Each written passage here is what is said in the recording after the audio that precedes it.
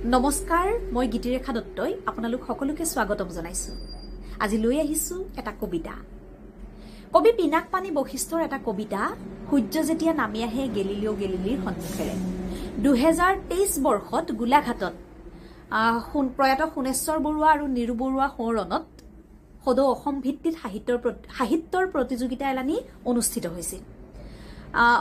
প্ৰয়াত সোণেশ্বৰ বৰুৱা আৰু নিৰু বৰুৱা স্মৃতি ন্যাসৰ তৰফৰ পৰা আয়োজিত এই প্ৰতিযোগিতাখনি অনুষ্ঠিত হৈছিল কবিতা আৰু চুটি গল্পৰ।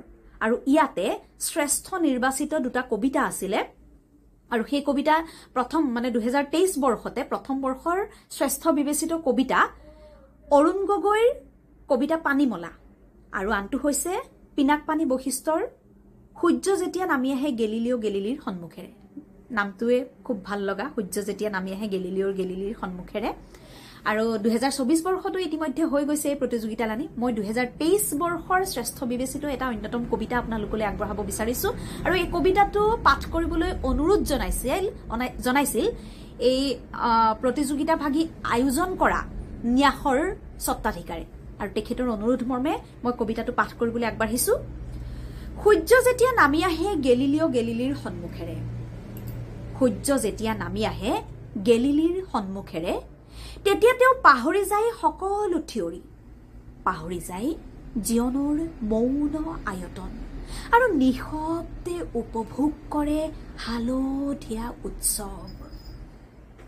চাৰিওফালে সূৰ্যৰ ৰশ্মিয়ে তেওঁক বেৰি ধৰি কৈ যায় বহু কথা, যি কথা সূৰ্যই মেঘ আৰু আকাশকো নকলে।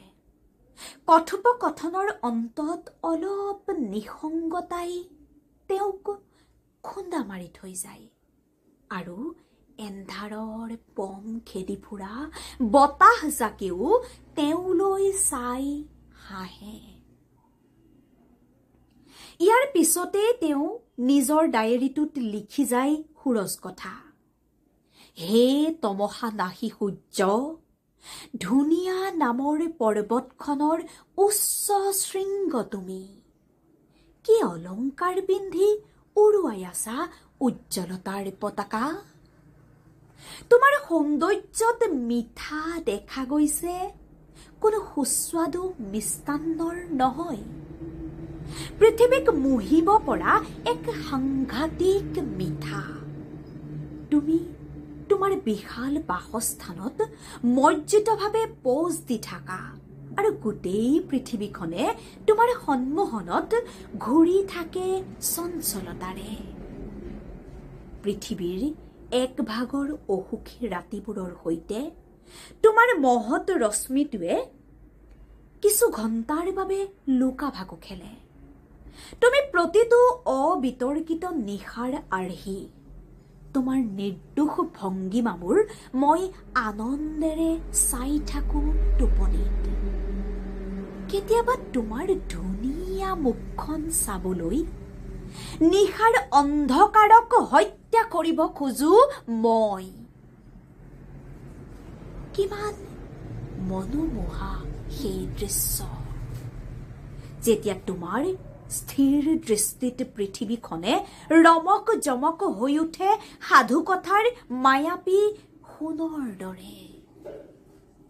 ভৰিৰ পৰা মূৰলৈ, সোঁহাতৰ পৰা বাওঁহাতলৈ তুমি বিৰাজমান। তোমাৰ ৰশ্মিৰ চন্দ্ৰতাপৰ তলত প্ৰেমিকসকলে পূজন কৰে প্ৰেমক, প্ৰতিশ্ৰুতিয়ে থিতাপি লয় হৃদয়ত। ধন্যবাদ।